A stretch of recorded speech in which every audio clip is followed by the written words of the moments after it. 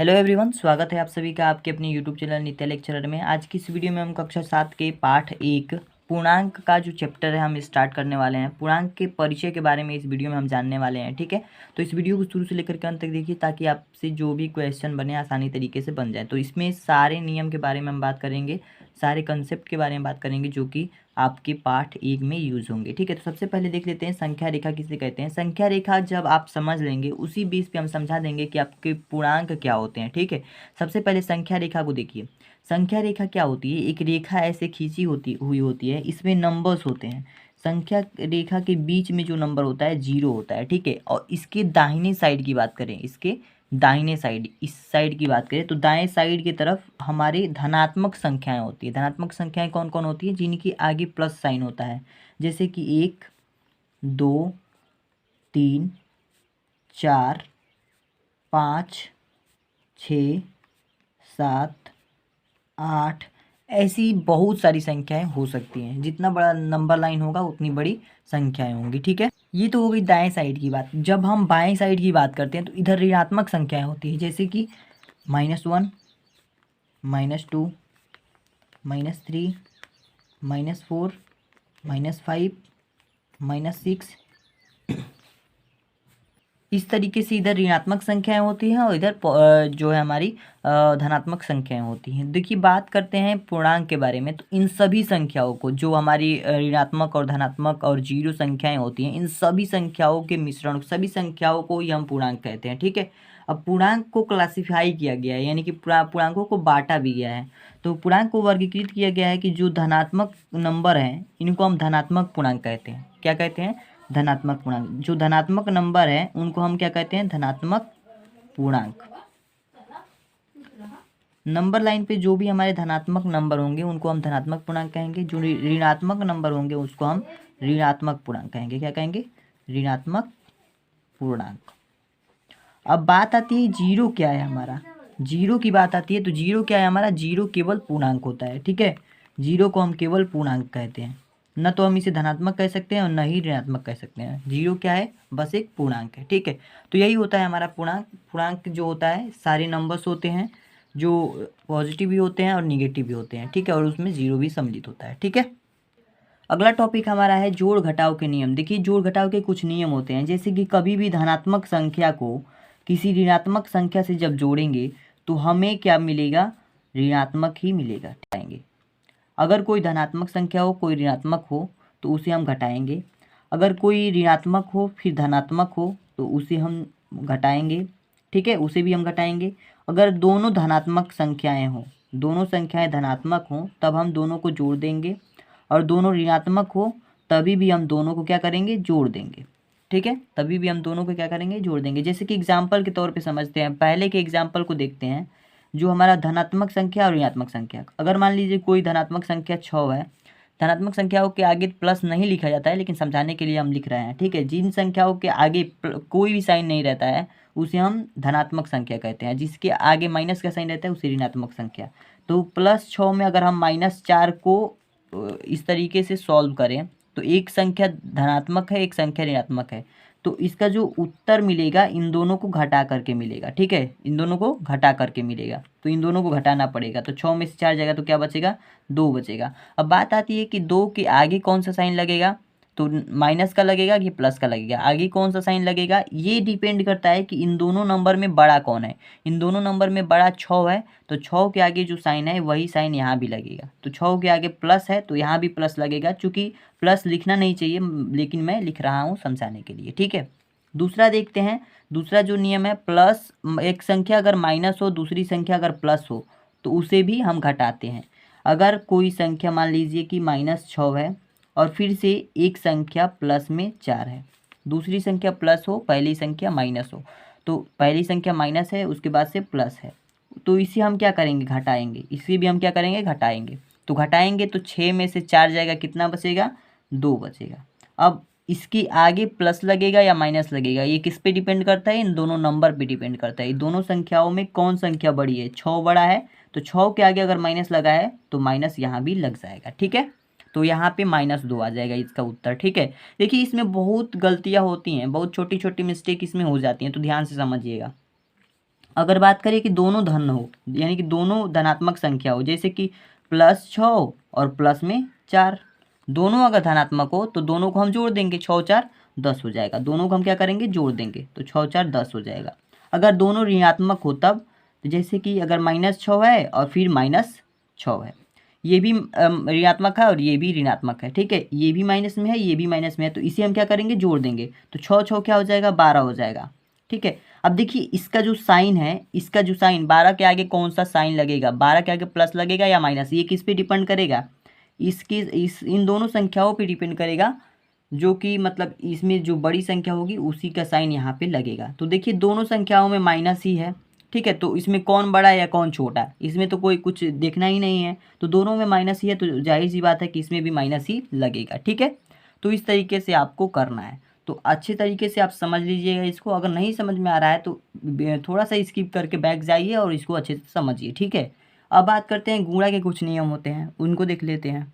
तो देखिए इसका जो नियम है, इसके जो नियम है वो क्या है, अगर किसी हम धनात्मक संख्या का गुणा किसी ऋणात्मक संख्या के साथ करेंगे, अगर किसी धनात्मक संख्या का गुणा किसी ऋणात्मक संख्या के साथ करेंगे तो उसके आगे जो चिन्ह लगेगा वो माइनस का होगा, ठीक है।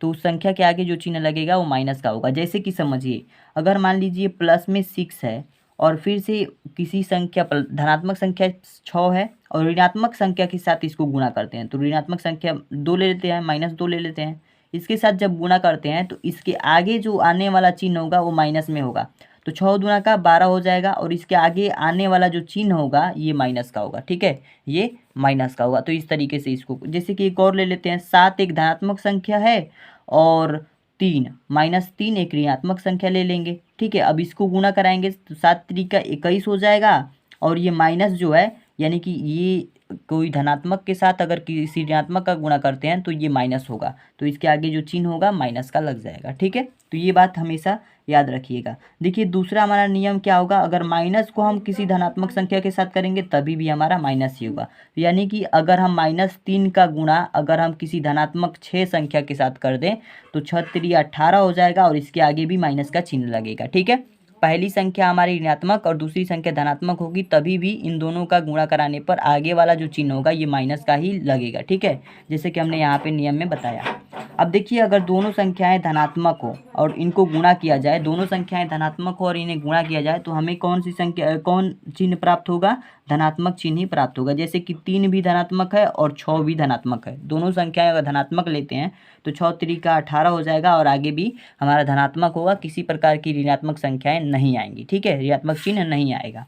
इसी तरीके से अगर माइनस माइनस हो, दोनों में माइनस माइनस हो तभी भी हमारा क्या होगा, प्लस होगा, दोनों में माइनस माइनस हो और इनका गुणा कराएं तभी भी हमारा प्लस होगा। जैसे कि -3 और -6 का गुणा कराएं तभी भी हमारा 3 3 6 18 हो जाएगा और माइनस माइनस दोनों आपस में प्लस बन जाएंगे, ठीक है, माइनस माइनस दोनों आपस में क्या हो जाएगा, प्लस बन जाएगा। इस तरीके से है। तो इसका नियम कुछ ऐसे है कि प्लस और माइनस का जब गुणा कराएंगे तो प्लस और माइनस क्या बन जाएगा, माइनस हो जाएगा, और फिर माइनस और प्लस क्या हो जाएगा, माइनस प्लस प्लस प्लस हो जाएगा, माइनस माइनस प्लस हो जाएगा, ठीक है। तो इस तरीके से है आपका।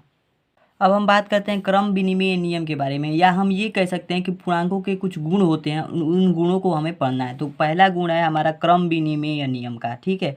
तो क्रम विनिमय नियम क्या होता है, ध्यान से समझिए। अगर कोई संख्या ए और बी हो, कोई संख्या ए और बी हो, कोई संख्याएं ए और बी हो, तो इनको हम जोड़ने पर, इनको जब जोड़ेंगे तो इनका जो योग होगा वो बी प्लस ए के बराबर भी हो सकता है, यानी कि चाहे हम ए प्लस बी लिखें या बी प्लस ए लिखें, बात दोनों बराबर होती है। यही हमारा कहता है क्रम विनिमय नियम। क्रम विनिमय नियम ये कहता है चाहे आप सोनू को मोनू के साथ जोड़ो या मोनू को सोनू के साथ जोड़ो, बराबर ही आएगा, ठीक है।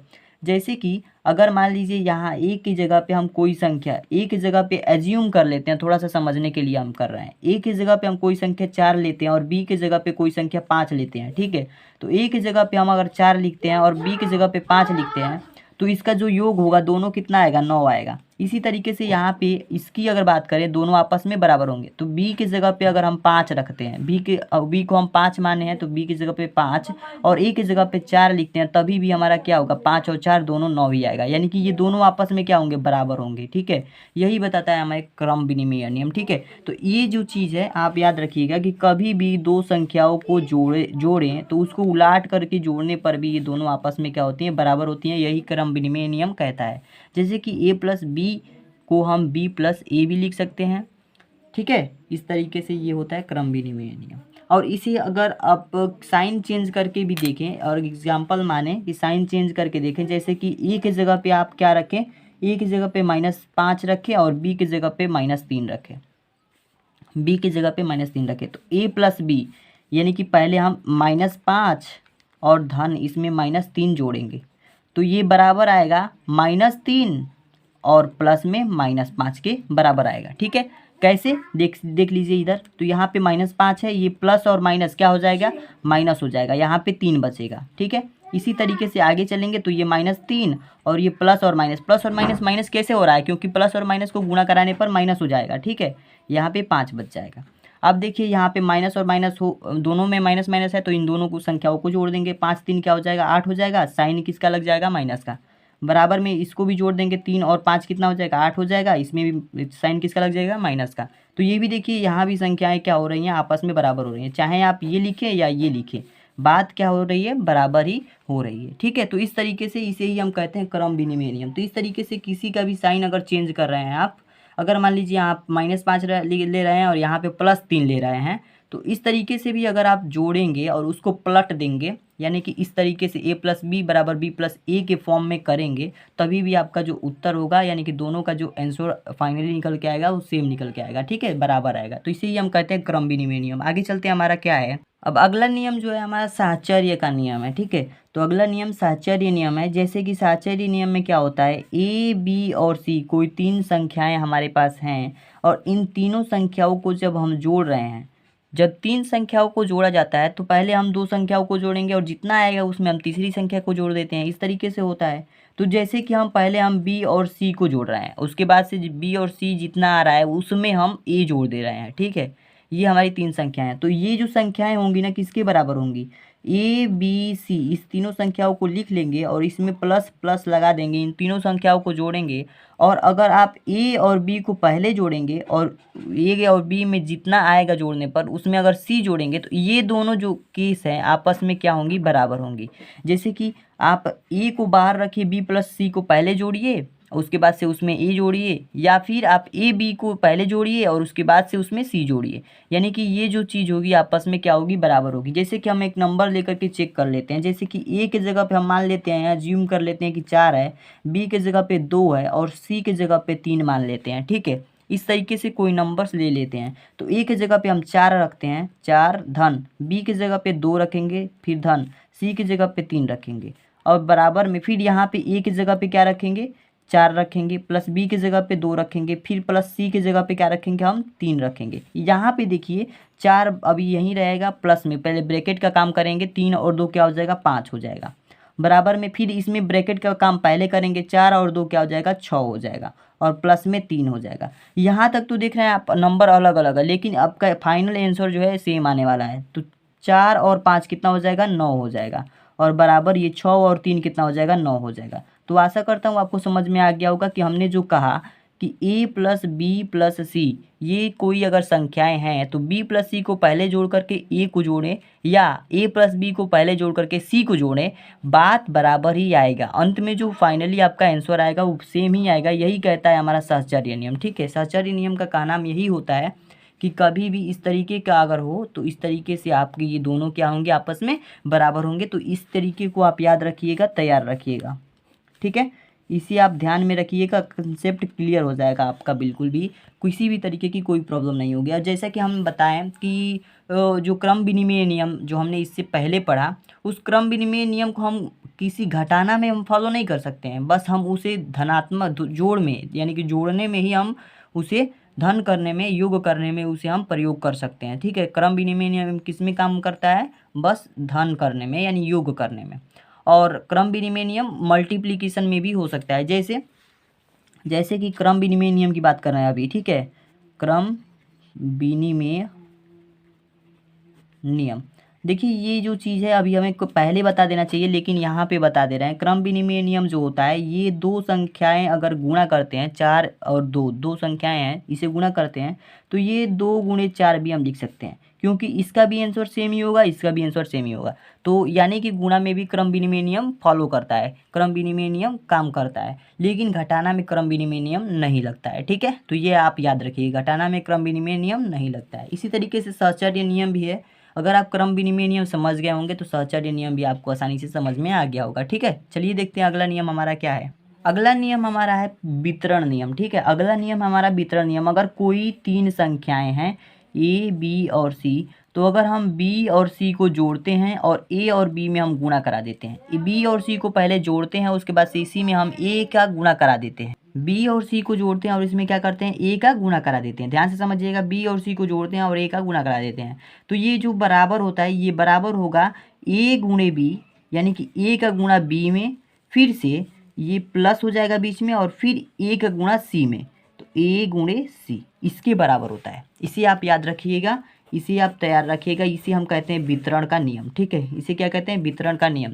क्या होता है, जब हम किसी ए बी सी 3 संख्याओं को लेते हैं तो बी और सी को जोड़ के बी और सी में ए का गुणा जब करा देते हैं तो ये किसके बराबर होता है, ए का गुणा एक टाइम में बी से होता है, फिर धन का चिन्ह है तो धन का लग जाता है, फिर ए का गुणा एक टाइम में सी से होता है, ठीक है। इस तरीके से ए गुणे सी हो जाता है, और यही होता है हमारा वितरण का नियम। जैसे कि अगर हम ए के जगह पे कोई नंबर लें, बी के जगह पे कोई नंबर लें, सी के जगह पे कोई नंबर लें, तो ये आपस में दोनों को सॉल्व करने पर LHS RHS बराबर आएंगे। जैसे कि यहाँ पे ए की जगह पे 2 ले लेते हैं, बी की जगह पे 3 ले लेते हैं, सी की जगह पे 4 ले लेते हैं, ठीक है। इस तरीके से कोई नंबर लेते हैं, तो ए की जगह पे हमने 2 लिया है गुणे में, बी की जगह पे हम क्या लिए हैं 3, और सी की जगह पे 4। अब बराबर करेंगे, फिर ए की जगह पे क्या लिए हैं 2, और गुणे में बी की जगह पे 3, और धन में ए की जगह पे क्या लिए हैं 2, और गुणे सी की जगह पे 4। अब इस तरीके से इसको हल करेंगे तो ये दोनों क्या होंगे, आपस में बराबर ही हैं, ठीक है, बराबर ही हैं। कैसे पता चलेगा, अंत में अगर बराबर बराबर नंबर आ जाएंगे तो पता चल जाएगा। तो देखिए अभी 2 का गुणा हम डायरेक्टली इसमें कराएंगे नहीं, पहले हम ब्रैकेट सॉल्व करेंगे। तो 2 गुणे ब्रैकेट में क्या है 3 और 4 है, तो इनको जोड़ेंगे 7 हो जाएगा। बराबर आगे चलेंगे, इनको हम ब्रैकेट में ही है तो ब्रैकेट में गुणा करा लेंगे, 2 3 का 6 हो जाएगा, प्लस में ये 4 और 2 क्या हो जाएगा, 4 दूनी क्या 8 हो जाएगा, 4 दूना 8 हो जाएगा। अब देखिए 7 दूना क्या क्या हो जाएगा, 14 हो जाएगा, 7 दूना 14, यहाँ पे मल्टीप्लाई है, गुणा कराना है, 14 हो जाएगा, बराबर 8 और 6 को जब जोड़ देंगे तो ये भी क्या हो जाएगा 14 हो जाएगा। यानी कि हमने पहले ही कहा कि ये दोनों आपस में क्या होंगे, बराबर होंगे, और यहाँ पे आप देख रहे हैं कि फाइनली ये क्या हो गए, बराबर हो गए, ठीक है। तो यही होता है हमारा वितरण का नियम, ठीक है। वितरण गुण कह सकते हैं या वितरण नियम कह सकते हैं, ठीक है। तो आशा करता हूँ आपको पहले चैप्टर का पूरा इंट्रोडक्शन अच्छे से समझ में आया होगा। अगर आपको वीडियो अच्छी लगी हो तो वीडियो को लाइक कीजिए, चैनल पर नए हैं तो चैनल को सब्सक्राइब करके बेल आइकन को प्रेस कर लीजिए, ताकि आने वाली हर एक वीडियो की नोटिफिकेशन आप तक पहुँच सके। तो आज के लिए इतना ही दोस्तों, मिलते हैं नेक्स्ट वीडियो में एक्सरसाइज के क्वेश्चन के साथ। आज के लिए इतना ही, तब तक के लिए धन्यवाद।